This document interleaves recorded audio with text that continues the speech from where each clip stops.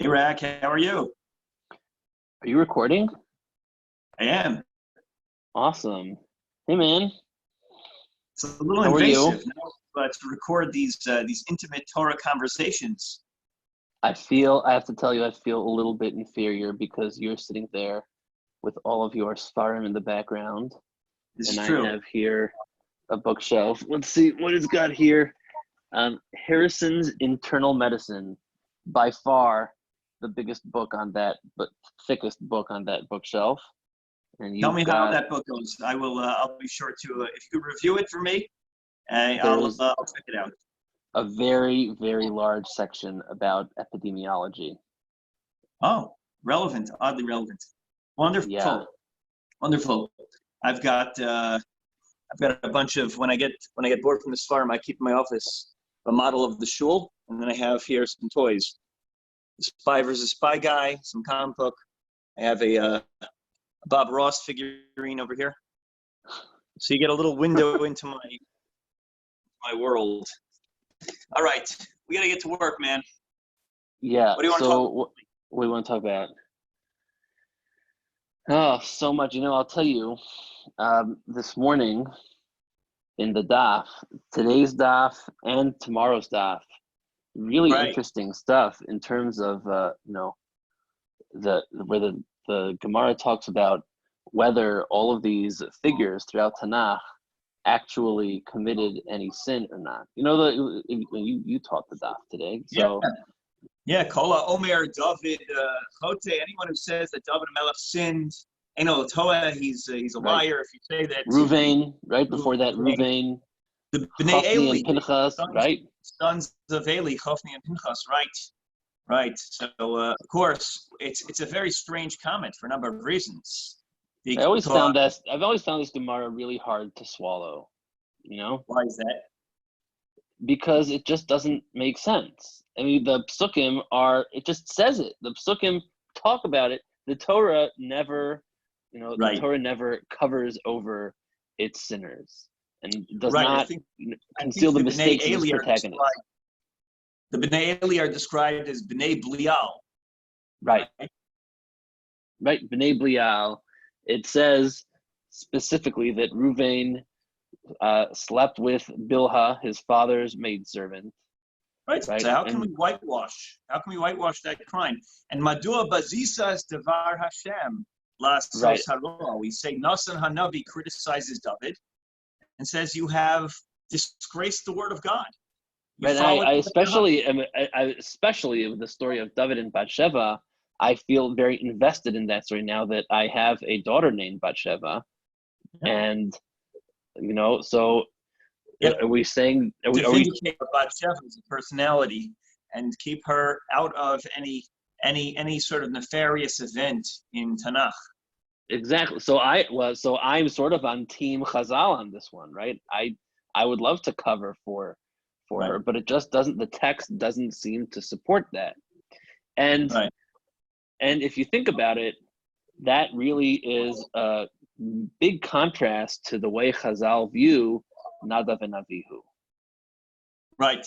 Right. I was just reviewing the Madrash in the opening part of the parsha where it says "Bekarvasam lifnei Hashem v'yamusu," that the parsha begins to tell us all of the descriptions, all of the various laws that apply to the Kohen.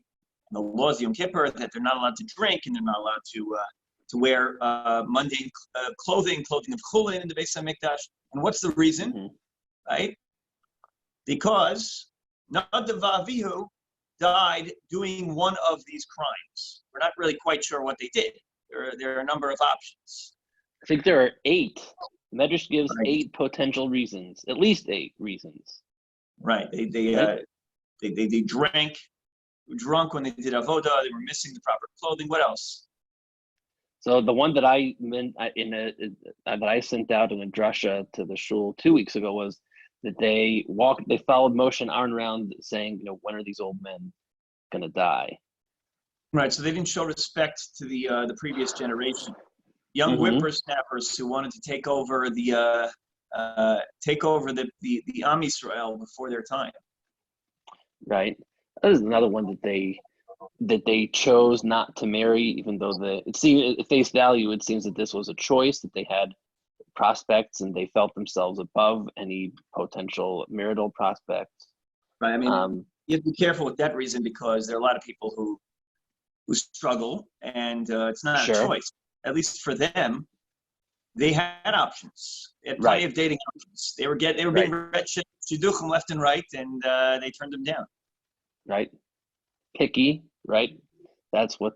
So that's right. So that's certainly that's 4. I don't even remember what the other 4 are. Those 4 or 5, lost count. So why is it that Chazal like pile on Nadav and Avihu, and yet they twist themselves into all sorts of pretzel-like, contortions to defend all the other people. Right? I can sharpen the question. It's a great question. I can sharpen it a little further if you think about it. So David HaMelech, we know exactly what he did. It's beferish. Chofni and Pinchas, we know what they were involved in, right? We know that they were seducing these women who would come and bring their karbanos after they gave birth. Also, they were charging money for karbanos, right? They were skimming off the top. They were making a fortune. They were bringing home meat for a barbecue for their families. Right, and they were running an extortion racket. and benefiting in many ways. That's to be respectful of Chofni and Pinchas. The pshat in the text tells us that they were guilty. David HaMelech, we know. Nasan confronts him. He says time and time again, I sinned, Chatasila Negdi Samid. Half of Tehillim is about him apologizing for Bathsheba. Mm-hmm. And it's beferish on the one hand. And we have a pretty strong evidence when it comes to Ruvain. It says, I think, what was the pasuk say about Ruvain? So first of all, the pasuk says "Vayishkav et Bilha," right? Isn't that what it says? But also, let me just look it up on Bar-Ilan. In Yaakov's bracha to Ruvain, he says, "Az chilalta yitzui Allah," right? You messed around with my sleeping arrangements. So you have these individuals. The Gemara defends. The Gemara says, don't say anything about them. Don't drag them into the mud. Don't badmouth David. Don't badmouth Chofni and Pinchas. Don't badmouth Ruvain. And the pasuk is beferish. The pasuk is deliberate. We know what they did on the one hand.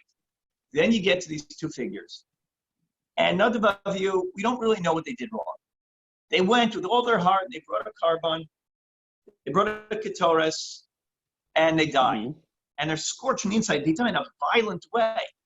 And then the Chazal say, let's not get into all the clinical details. Nobody needs to. Nobody wants to know that. You don't want to scare people, right? Right. Fair enough. But the Chazal, they go overboard.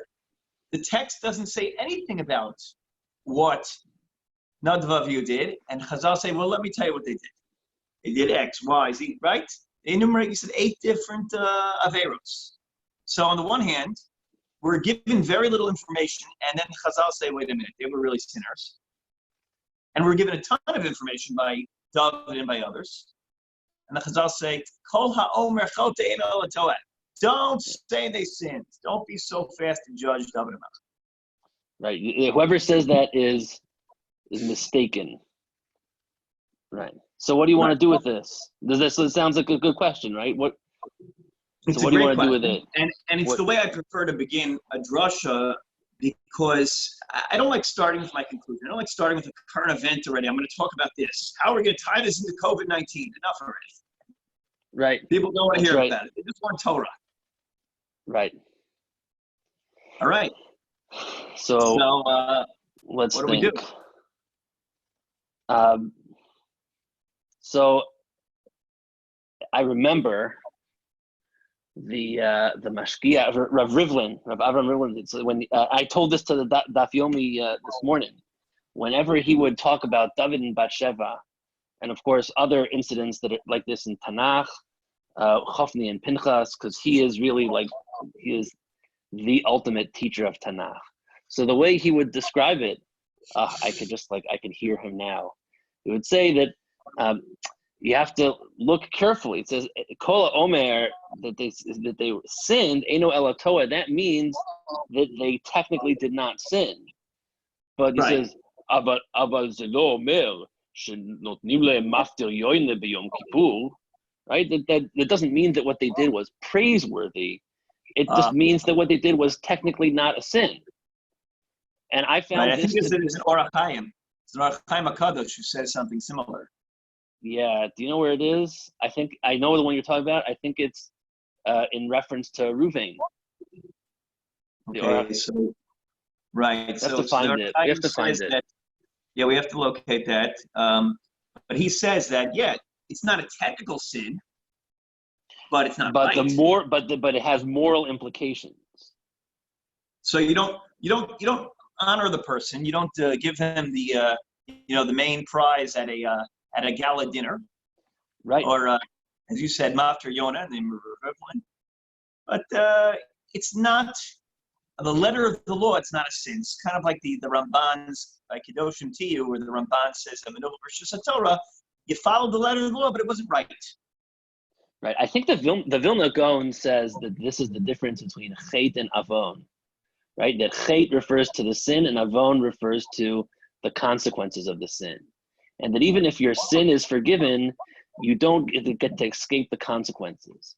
And after David sinned with Bathsheba, he never had a moment of nachas from his kids.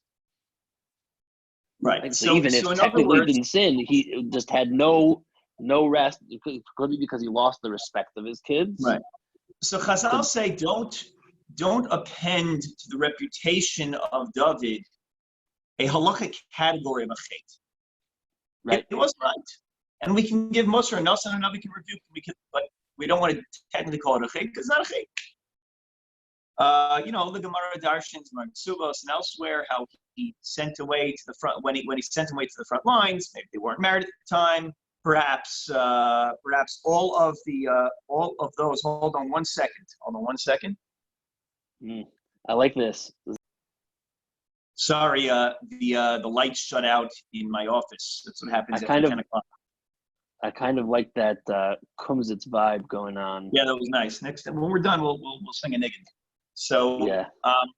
The Gemara tells us that those who went to the front lines.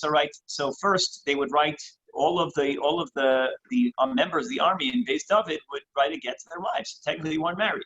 So on a technical level, it wasn't a sin. But is it right? No. It's an interesting approach. I feel like this is not going to go anywhere necessarily, and I think it's worth mentioning this just for people's edification because this is right. It resolves people's difficulties with these passages, or helps. Yeah, but I don't know where you can really go with it in terms of like a take-home message. No, it's not a take-home message, but it's important also to recognize that Drasha is an opportunity to study Torah. It's not just about give me a quick message, Rabbi. Give me something to inspire me. I'll go home. A medrash and a maisa. 2 minutes in and out. That's it. This isn't It's not just about pleasing the palate. It's also about teaching Torah. And so, if there's an interesting idea, we have an obligation as Torah teachers to teach it. But you're right. It's not a muster point. It's not the emphasis of a drasha. We want to get to the emphasis here. So I think there's something that you talked about. What you said in Daf Yomi. When I was learning Daf Yomi this morning, and this topic came up, I mentioned something. I don't know where I heard this idea, but I think it maybe has roots in the Hasidic Sfarim, but I think it has great resonance. What does the Gemara say? Kol ha'omer, David chote, and alatoa. Anyone who says that David sinned. So maybe the focal point is not on David or on Chofni and Pinchas, but maybe it's on those who feel the need to proclaim. Oh, I like this. Is a sinner. I like this. Oh, Eino Elatoa. That person is making a mistake. Not about the sin, but about what they choose to emphasize. If you feel the need to stand on your soapbox and rip into David HaMelech, right? If that's your personal mission is to call out the Avos and the biblical figures and Tanakh and the figures in Tanakh out on their Averos, then there's something wrong with you. Kol ha'omer, anyone who needs to say it. It's true. Nasan HaNavi says David sinned. David says I sinned. But do we have to say it? Okay, so then that's great. Love it. No, what about Nadav and Avihu though? Yeah. So what? It's a problem. So Meaning, explain the question a little bit. So Nadav Avihu, they didn't sin, al pi pshat, and Chazal called them out. yeah, so I think that maybe the answer is that Chazal ascribed a constellation of bad behaviors to Nadav and Avihu, because if you're reading that story, maybe you'll think you'll realize or internalize that these are behaviors that I need to avoid. Right. We want to uphold the value of, kedushat, hamakom, mikdash. So I need to avoid the behaviors that they talk about: entitlement, lack of preparation in the form of not being dressed properly, or I don't know what else. What were the other ones? Help me out. Chutzpah, right? It said entitlement. It said entitlement. Oh, intoxication, right? Frivolity. To wait my turn. That I I graduated from college, and now I'm ready to teach a lesson or two to the seasoned member of the company who's been there for 30 years, and I'm going to teach him a thing or two about the world, right? Yeah, and also just the sense that I'm going to retire and I'll take over.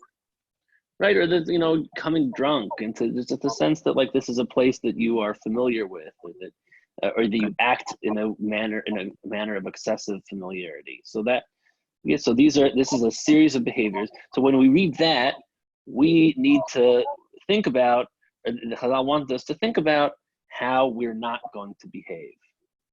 So why don't they do that with David or with Reuven? Right? Why not? Interesting. So let me just repeat. So you're saying that the idea is that when it comes to the crimes of Nadav Avihu, we're not ripping into Nadav Avihu.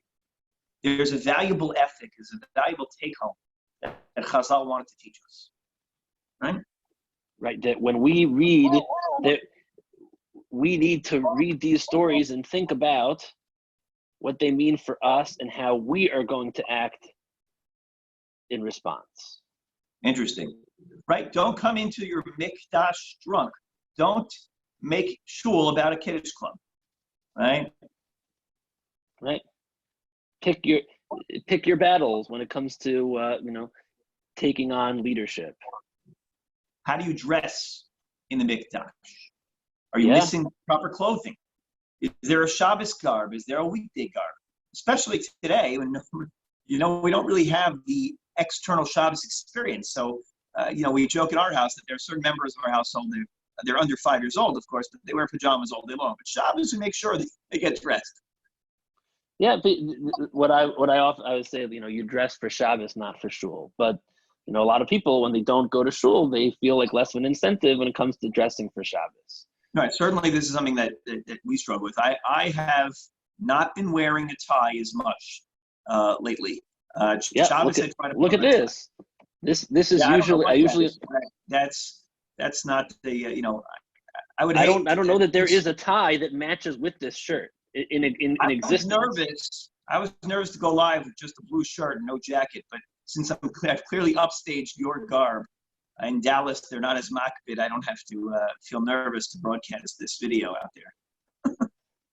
Well, I mean, you are going to be broadcasting this video out there. So. Right, but I'm saying by contrast, right? So, but anyway, that reminds me.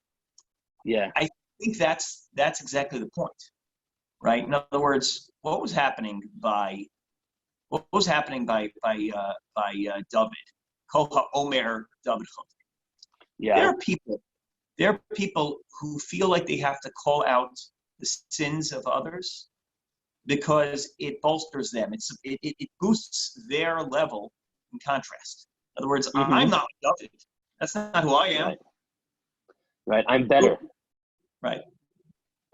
And especially when the nature of the sin, often you find this, people read, celebrity, tabloid journalism, that kind of thing. Probably have not been seeing. I think that nowadays people are sort of, when they're sheltered in place, there's less of a potential for bad behavior, right? So we're probably seeing less in the way of scandalous news. But when people read this, especially when it's these are sins of a apparently salacious nature. So people, they read that, they don't think, well, I need to avoid that behavior myself. They think, well, I am so much better than these people because I don't do Right. those things. Right. And So you that's think about David and really Bathsheba, or Chafni and Pinchas, Reuven, all of those are extraordinary, and they're basically it's at face value, they appear sexual in nature, right? So right. people read that. Look at the king. God, you chose this king over Shaul. You chose this king. Look at the way he behaves. Look, Right. I may not know Shulchan Aruch. I may not know Shas and Poskim, but at least I don't conduct myself like that guy. You call him a king? He's your anointed one? And think about the way, we're reacting today to what is going on in the news. You read a story, right? I'm not talking about de Blasio, right or wrong. You look at what's going on in New York. Wrong, by the way. I think is wrong, but okay, yeah. You think what? I think is wrong, but okay. That's not what we're talking about. Yeah. But that's not the point. But you look at the story, and so the Jewish community, at least what I've found, we react to the story about just the image, the picture of hundreds, if maybe more Jews, Hasidim, right? Noticeably religious Jews in the Hasidic garb and the hats and the payas and the beards, and they're marching the street for a funeral, which is basically, this is a religious experience. Mm-hmm. And we think, that's the way religious Jews behave? Yeah. Right? That's not me. Right. If that's religious, if that's from Jews, that's not my religion. Right. I'm better than them. That, in other words, it's not that they're wrong to call them out. Of course they're wrong. They're endangering people's lives. It's terribly wrong. I hear story. You hear about these, not just funerals. You hear about other events that go on, right? So yeah, it's important to, but the way we view these things, right? It says a lot more about us than it says about the event itself in question. Right. Kol HaOmer, I have to call them out. I'm better than that person. At least I'm not like them. Right. If the purpose of mentioning a sin is to show how much more virtuous you are, right? Then you should keep your mouth shut. So I think a good way to formulate it, that when we commit this to writing, is that when a Jew sees somebody doing something like this, so yeah, of course, you have to figure out if people are making a mistake like this, then something needs to be done, right? And it has to be framed in a more pithy way. But a Jew looks at the mistake of another Jew and doesn't think, what can I say? It's, how can I grow? How can I grow? What am I going to do? How am I going to change myself as a result? What behaviors of mine do I have to work on as a result? Or even if it's not helping me, how will I repair? How will I move forward from this? How am I going to help? If the problem we're pointing out is a danger to a menace to society, so distinguishing yourself and saying, I'm the good Jew and they're the evil Jews, good Jews and bad Jews, does that really resolve anything? Or is the proper course to say, wait a minute, how can I communicate with this community? How can I spread the word about how serious, how dire this situation really is in a language that will resonate with the frum community? And how will I talk to myself about values that will make me grow? How will I bring myself forward? So I think that's an important ethic. It's very easy to pick on the person who's down, and that's not the way we assess sin. Nadav Avihu, there was something that we stood to gain. We stood to grow. How can we repair our holy places? How can our Bate Mikdashot and our Mikdash Ma'at become places that are a little holier? Right? Mm-hmm. That's the question. So we have a productive question. And so Chazal go all out. Eight different reasons. Right. When that's there's nothing to be gained. Yeah. Right. No, it's a nice message.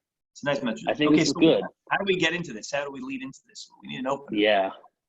So I think you mentioned a while ago seeing something about a list of rules. Yeah, in the synagogue. Yeah. I'll tell you, I was in the Lloyd Street Synagogue in Baltimore. My cousin's a rabbi, and right next door, down the street, is the original building. So it's about, it's from the 1700s. And I remember posted in the museum there. There's a series of rules on the wall that different penalties for different crimes, like spitting in shul, talking during minyan.